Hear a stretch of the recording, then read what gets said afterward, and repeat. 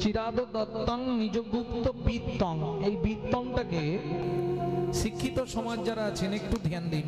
বিত্তংটাকে আমি তিনটে সমাজ করে নিচ্ছি, বিত্তং, নৈবিত্তং, উদ্বৃত্তং।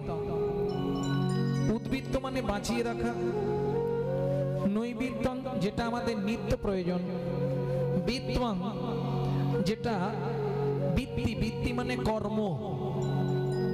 কেমন বৃত্তি কথার সংস্কৃত বাচক পদ হলো বিত্তং।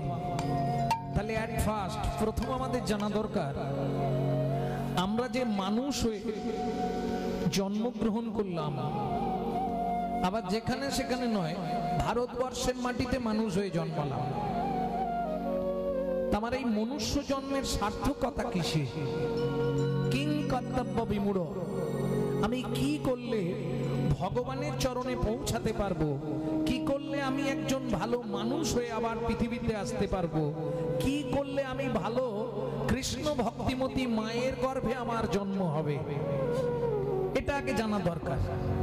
তার থেকেও প্রথম যেটা জানা দরকার সেটা হচ্ছে আমি কি করতে পৃথিবীতে মানব জন্ম পেলাম। আপনারা হয়তো বলবেন, আপনি মশাই কি বুঝবেন, আপনি তো কীর্তন করে বেড়ান। আমাদের সংসারে কত কাজ, আহার বিহার ভয় মৈথুন, তো পশুরও আছে, তাই না? হিসাব করে দেখুন না, কুকুরও ভাত খায়, মানুষও ভাত খায়, কুকুরও ঘুমায়, মানুষও ঘুমায়, কুকুরেরও সংসার আছে, মানুষেরও সংসার আছে, কুকুরেরও সন্তানাদি হয়, মানুষেরও সন্তানাদি হয়। কিন্তু মানুষের মগজে আছে নৈতিক চরিত্র জ্ঞান, যার দ্বারা মানুষ চৈতন্য সত্তাকে চিনতে পারে। বোঝা গেল?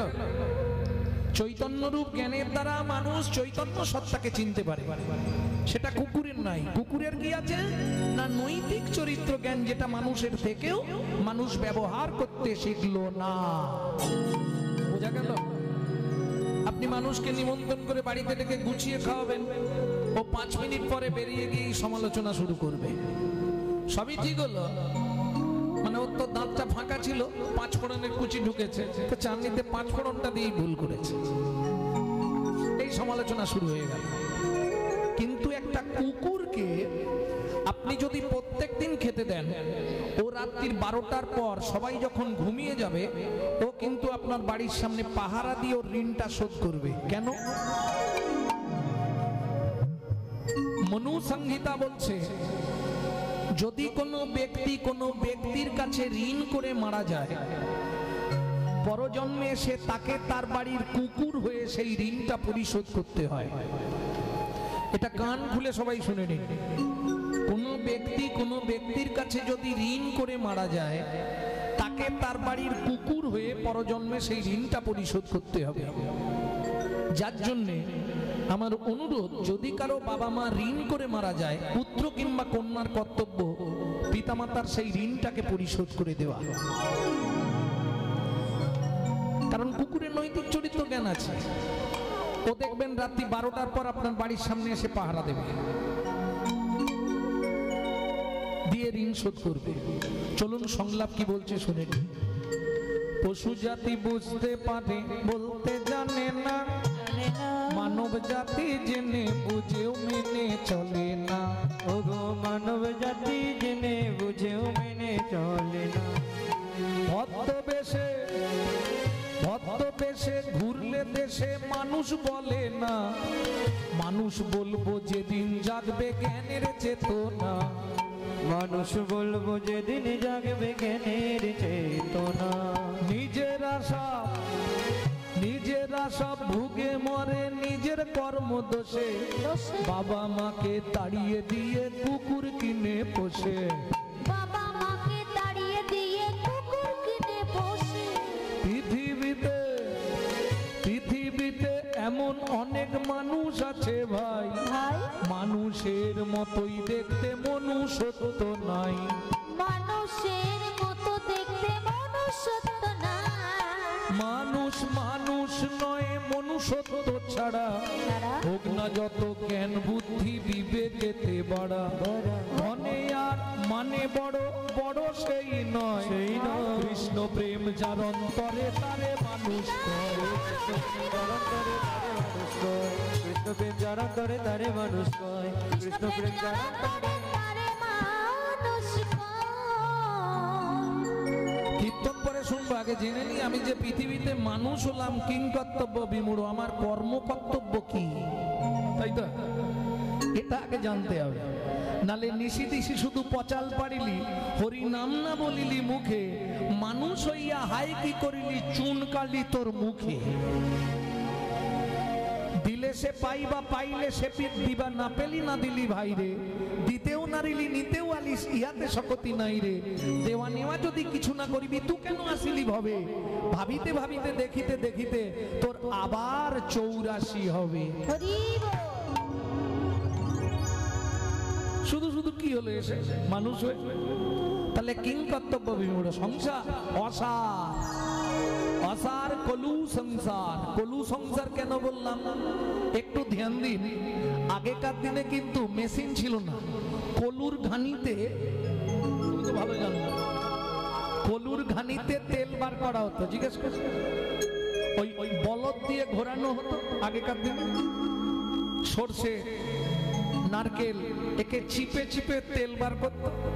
এই সংসারটাও সেরকম, তোমাকে গাধার মতো খাটিয়ে খাটিয়ে তোমার সব তেল বার করে নিয়ে শেষে তোমাকে ছিমড়ের মতো সাইড করে দেবে। তৈরি থাকো। হ্যাঁ, যে ছেলে মেয়েদের জন্য সারা রাত্রি না ঘুমিয়ে না খেয়ে কাটিয়েছিলে, যার জন্য তিল তিল করে নিজের যৌবনটাকে ধ্বংস করে দিয়েছ, সেই ছেলে মেয়েরাই মুখের সামনে দাঁড়িয়ে একদিন বলবে তুমি আমার জন্য কি করেছো।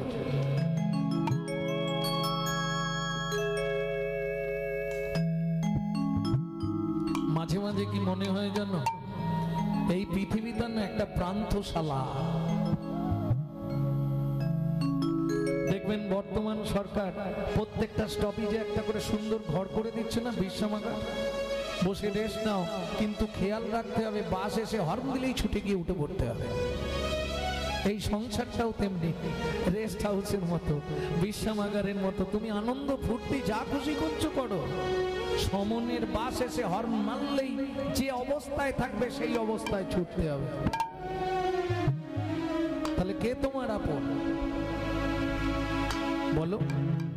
স্ত্রী, ও তো আগের জন্মে আরেকজনের স্ত্রী ছিল, এই জন্মে তোমার হয়ে অভিনয় করছে, আবার পর জন্মে আরেকজনের হয়ে যাবে, চিন্তা না। স্বামী, ও তো এই জন্মে তোমার স্বামী, আবার পর জন্মে আরেকজনের স্বামী হবে, তারপরের জন্মে আর অভিনয়। আরে মানুষ তো কোনোদিন মরে না। এই যে আমরা কান্নাকাটি করি মরে গেছে গো মরে গেছে গো, মানুষ কোনোদিন মরে না, শুধু দেহটা চেঞ্জ হয়। যে এসেছে সে আর জীবনে যাবে না, আর যে চলে গেছে একবার সে জীবনে ফিরবে না। মানুষ কোনোদিন মরবে না, শুধু দেহ চেঞ্জ হবে। তোমার খাঁচার অবস্থা খারাপ দেখলে পাখি উড়ে যাবে, আবার অন্য খাঁচায় গিয়ে ঢুকে যাবে। কে তোমার আপন? ছেলে মেয়ে পুত্র পরিবার।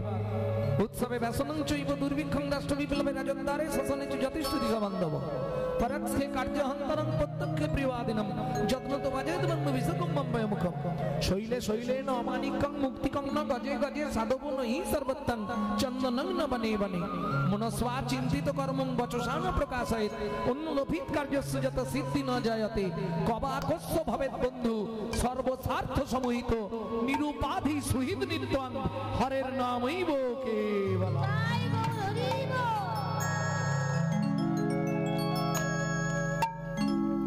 তুই যারে আপন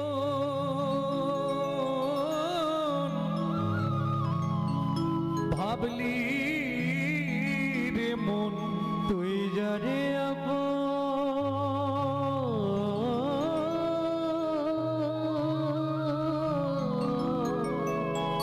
ভাবলি রে মন, সে তো আপন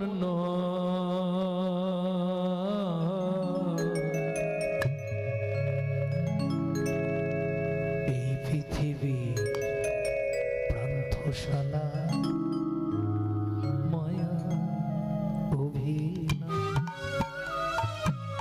এই পৃথিবীর পান্থশালা মায়ার অভিনয়।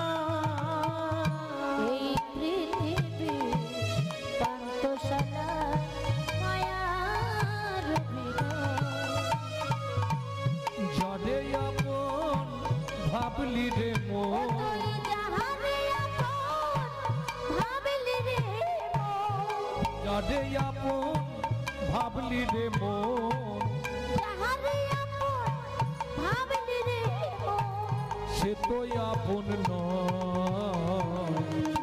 এই পৃথিবী প্রান্তশালা মায়ার অভিনয়। এই পৃথিবী প্রান্তশালা মায়ার অভিনয়। আস্তে। আপনারা পুতুল নাচ দেখেছেন? আগেকার দিনে পুতুল নাচ হতো না? পুতুল নাচ দেখেন? ওই একজন ওপরে বসে বসে পুতুলগুলোকে আঙ্গুলে করে নাচাতো। এই সব পুতুল ওই একজনের হাতে নাচছে।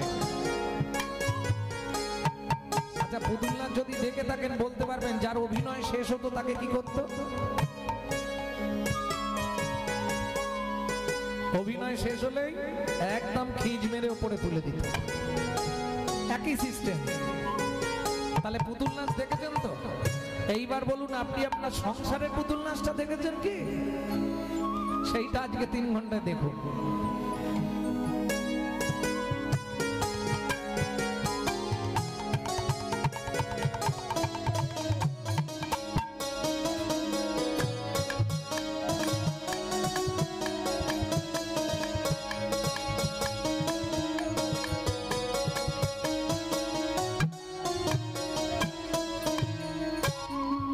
সোলার পুতুল নাচে দেখো সুতারি টানে, মানুষ তেমনি বাধা সৃষ্টির সোপানে। সোলার পুতুল নাচে দেখো সুতারি টানে, মানুষ তেমনি বাধা সৃষ্টির সোপানে। যখন হবে শেষ জারি অধিবে, যখন হবে সে যার অধিবে, তারে তখন টেনে লয়। এই পৃথিবী প্রান্তশালা মায়ার অভিনয়। নিতাই গৌরী হরি হরি হরি।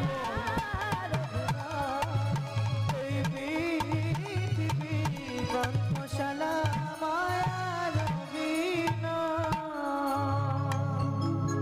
শুধু অভিনয়, কেউ কারণ। তাহলে আমি যে মানুষ হলাম কিং কর্তব্য বিমূঢ়, আমার কর্তব্য কি? আমি বলছি না যে আপনি মালা তিলক করে রাস্তায় রাস্তায় ঘুরে বেড়ান, কেন? সেটাও পারবেন না। হিন্দু জাতির চরম শত্রু হচ্ছে হিন্দুরা নিজেরা। কালকে যদি আপনি একটা গলায় তুলসীর মালা পরে তিলক করেন, গোটা পাড়ায় সমালোচনা হবে। দেখেছিস হারানের বউ আবার ভক্ত হলো রে। শালারা নিজেরা করবে না, কেউ করলে তার পিছনে খাঁচি দিতে ছাড়বে না। এটা হিন্দু জাতির চরিত্র, অন্য কোনো ধর্মে পাবেন না। অন্য কোনো ধর্মে এটা নেই, শুধু আমাদের এই হিন্দু ধর্মে আছে। নিজে করবো না, কেউ করলে তাকে খাঁচি দিতে ছাড়বো, দরকার নেই। হরিভক্তি বিলাস হচ্ছে বৈষ্ণব ধর্মের আইনবদ্ধ। কারণ মহাপ্রভুর অগণিত ভক্ত ছিল, কিন্তু ডুবুরি ছিল মাত্র 2 জন, যারা ওই গৌর প্রেম রসার্ণবে ডুব দিয়ে 4টে মূল্যবান রত্ন তুলেছিল। সেটা হচ্ছে রূপ গোস্বামী আর সনাতন গোস্বামী। পদে বলা আছে না, প্রেম সিন্ধু গোরারায় নিতাই তরঙ্গতায় করুণার বাতাস চারিদিকে। এই পদেতেই আছে ডুবি রূপ সনাতন তোলে নানা রত্নধন যতনে গাঁথিল তার মালা। রূপ গোস্বামী 2টো মালা করলেন, বৃহৎ ভাগবতামৃত আর উজ্জ্বল নীলমণি। আর সনাতন গোস্বামী তিনি 2টো রত্ন দিয়ে গেলেন, ভক্তি রসামৃত সিন্ধু আর হরি ভক্তি বিলাস। এই হরি ভক্তি বিলাস হচ্ছে বৈষ্ণব ধর্মের আইন গ্রন্থ। সেই হরি ভক্তি বিলাসে বলছে তোমার মনুষ্য জন্ম তখনই সার্থক হবে যদি তুমি 24 ঘন্টায় 16 বার ভগবানকে স্মরণ করতে পারো। দেখবেন দেখবেন যারা মালা জপ শুরু করে 16 মালা কমপক্ষে তাকে জপতে হবে, যত কাজ থাক 16 মালা তাকে নিতেই হবে। কিন্তু এইবার বলি, আমরা তো গৃহী মানুষ, আমাদের পক্ষে 16 বার ভগবানকে স্মরণ করা হবে? সারা দিনে কবার হবে? 10 বার? 10 বারও হবে না। আচ্ছা 6 বার? তাও হবে না। আচ্ছা আপনারা ওষুধ খাননি? প্রত্যেকের তো রোগ আছে, নিরোগী কেউ নেই, ওষুধ খান তো? 3 টাইম ওষুধ খেতে হয় না? 3টে টাইম ভগবানকে ডেকে নেবে, তাতেও হয়ে যাবে। তবে আমি যে সময়গুলো বলছি, এই সময়গুলো কিন্তু আপনার অন্য কোনো কাজ হবে না, ভগবানকে ডাকা যাবে। এইবার বলি, ডাকাটা শুরু করবেন কখন থেকে? মধ্যাহ্নকাল। যেমন দেখবেন যারা বাড়িতে ভগবানের পায়ে ফুল দেন, তাদের উদ্দেশ্যে বলছি, জীবনে কোনোদিন 20 ফুল তুলে ভগবানকে দেবেন না। 20 ফুল যদি ভগবানের চরণে দেন, আপনাকে 7 জন্ম কৃমিন্দম নরক যন্ত্রণা ভোগ করতে হবে। শ্রীমদ্ ভাগবতের 5ম স্কন্ধে পরিষ্কার বলা আছে। বাসি ফুটে ঝরে যাওয়া ফুল ভগবানকে দেবেন না, ওই একই শাস্তি তাকেও পেতে হবে। তাহলে ভগবানকে ফুলটা কখন দেবেন? একবারে কুড়িতে হবে না, আর একবারে ফুটে যেগুলো ঝরে গেছে, মানে বুঝতে পারছেন তো, একবারে যেগুলো ছোট বয়স শিশুকাল ভজন হবে না, একবারে যেগুলো ফুটে ঝরে গেছে বেঁকে গেছে ও আর হবে না। আর হরি বলতে হবে, আর কি আর হবে রাস্তা নেই। তাহলে বোঝা গেল কোন সময়টা? না যখন থাকবে যৌবন তখন করো গোবিন্দ ভজন। বোঝা গেল?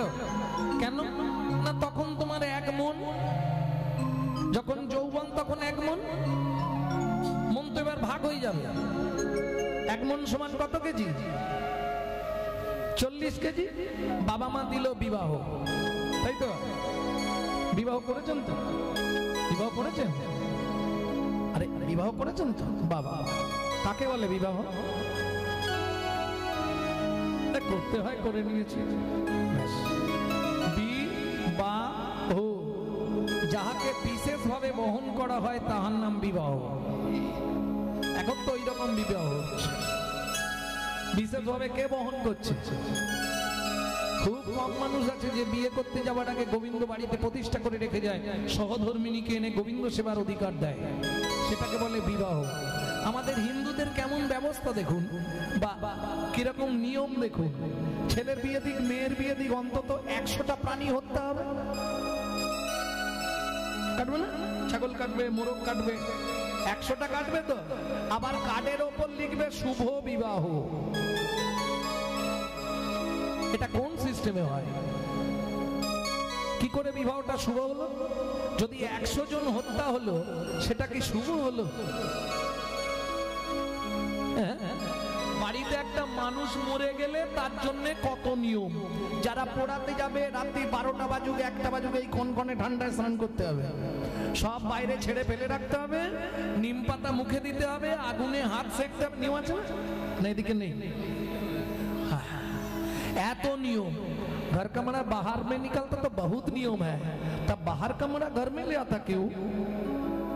मोरा मुरुग मोरा ঢোকায় না বাড়িতে, গঙ্গা ফল মোরা। এর বেলা কোনো নিয়ম নেই, কিরম সিস্টেম দেখুন। এখন উচিত কথা না বলাই ভালো, বললে অনেকের আবার গায়ে মারবে। साँच कहेगा मरेगा लट्ठा, मिथ्या जगत भुलावे, गौरत गली गली जांची दो के सूरी बैठलो बिकावे, घर का बौड़ी फिरित न पावे मना चीतो चोरे दासी, तुलसीदास कहे धुन्नो कोली तमाशा, दुखो लागो और आशी। সত্যি কথা না বলাই ভালো। তাহলে চলুন কিংকর্তব্য বিমূঢ় 24 ঘন্টায় তাহলে 3 বার ভগবানকে স্মরণ করব। কখন থেকে? যৌবন থেকে। মন নালে তো ভাগ হয়ে যাবে, বুড়ো বয়সে এখন হবে। আর এখন যেই আসন পেতে বসবো, নাদ নিয়ে এসে ঘাড়ের ওপর উঠে বলে ঠাকুমা, ব্যাস ভজন সাধন শেষ। হরি বল, হরি বল, জয় রাধে। তাহলে যখন 1 মন তখন গোবিন্দ ভজন। মন ভাগ হয়ে গেল, যখনই বিবাহ করলাম অর্ধাঙ্গিনী অর্ধেকটা মন দিয়ে দিলাম, রইল কত? 20। আর যেদিন থেকে সংসার করলে সেদিন থেকে মনের মধ্যে বা শ্বশুরি, তাই না? গোবিন্দের কি ভাই প্রথমেই একটা ছেলে হলো, তাকে দিলাম 10, হাতে রইল কত? 10। শুরু হলো জীবনের লস। ভজন হবে। এবার ছেলের বিয়ে দিয়ে বউ মানবো, বৌমার রান্না ভাত খাবো, কলিকালে হবে না। এক বালিশে পড়লে মাথা মনের কথা হয় গো যাতা, এক বালিশে পড়লে মাথা মনের কথা হয় গো যাতা। বাবা মাকে করে পর যাকে নিয়ে বাদলি ঘর, করে পর যাকে নিয়ে বাদলি ঘর। যাকে তুই বাসলি ভালো সে কি তোর সঙ্গে গেল, যাকে তুই বাসলি ভালো সে কি তোর সঙ্গে গেল। শেষে গোবর ছড়া দিল রে, অমঙ্গলটা বিদায় হলো। শেষে গোবর ছড়া দিল রে, অমঙ্গলটা বিদায় হলো।